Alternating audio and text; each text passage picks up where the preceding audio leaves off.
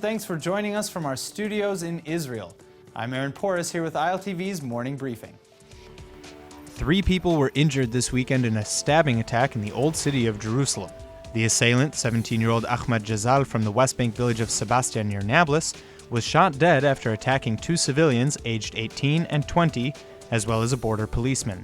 The victims were said to have suffered from light to moderate wounds and are expected to make full recoveries. The attack took place on Chagai Street in the Muslim quarter of the Old City of Jerusalem. This was the second stabbing attack in the Old City. On Wednesday, a border policeman shot and killed a woman after she attempted to stab him with a pair of scissors outside of the Damascus Gate.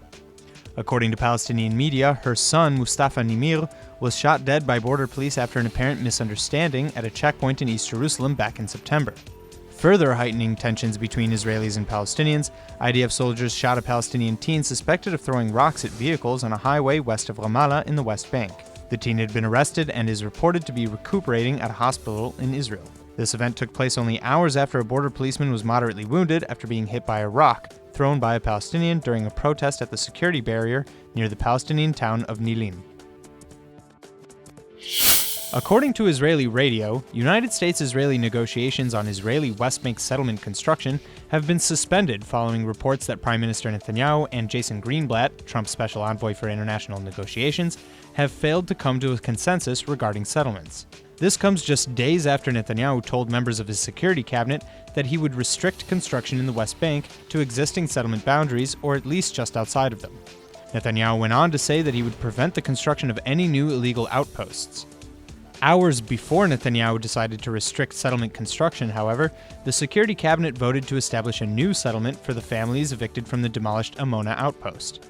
The Amona settlement was razed to the ground in early February after the Israeli High Court determined that it had been built illegally on privately owned Palestinian land. The replacement settlement would be the first new Israeli settlement to be built in the West Bank in 25 years. On Thursday, Netanyahu's government also announced the approval of tenders for close to 2,000 new settlement homes. Though many of the tenders are for home renovations of some sort, many still are for new buildings. The move has been slammed by the UK, France, Germany, Jordan, the United Nations, and the Palestinian Authority as a blatant obstacle to peace. In accordance with the Oslo Accords, Israel stopped approving new settlements in the early 1990s, but has given retroactive approval to outposts and have allowed existing settlements to expand beyond their original borders. The Hamas terrorist organization in Gaza is today opening their end of the Erez crossing with Israel to foreign aid and Red Cross workers, following the assassination of Hamas terrorist Mazen Faka. After accusing Israel of being behind Faka's killing, Hamas completely closed down the crossing to anyone in the Strip.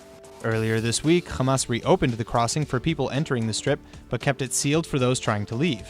Today, however, according to Gaza Interior Ministry officials, quote, "In recognition of the need for humanitarian aid in Gaza, the Ministry of Interior decided to permit foreign workers of the UN and the Red Cross free movement to enter and leave the Gaza Strip." End quote.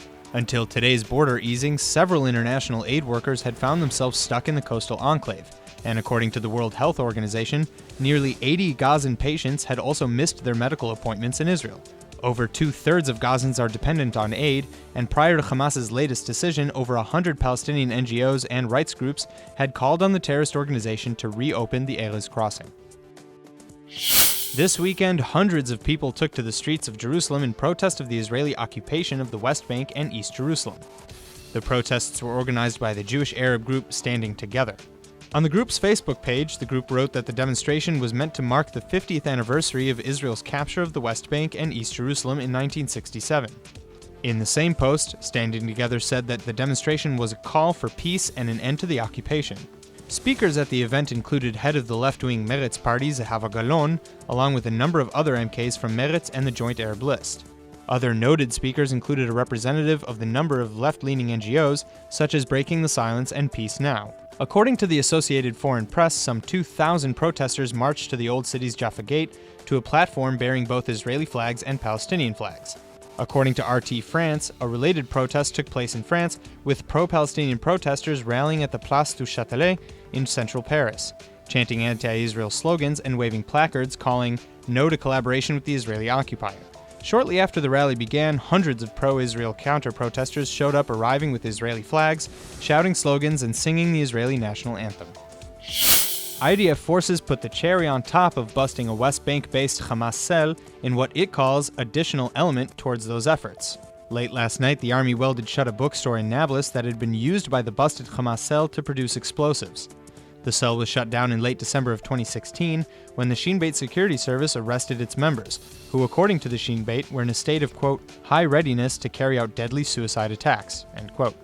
The 20-man cell was allegedly planning to use the explosives and inciting material produced in the bookshop to carry out terror attacks targeting Jerusalem and Haifa.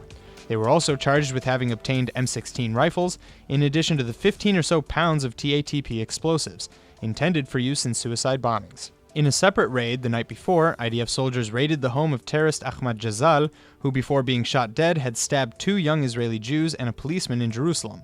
These raids and arrests are coming at the heels of dozens more just like it, where Israeli security and police forces find homemade pipe bombs, homemade guns, and even weapons-making facilities. The 3 victims from Jazal's attack received treatment at Jerusalem hospitals and are said to have suffered only light to moderate wounds. That's all for now. I'm Aaron Porras, and see you later with our main daily broadcast from Israel at 2 p.m. Eastern Time.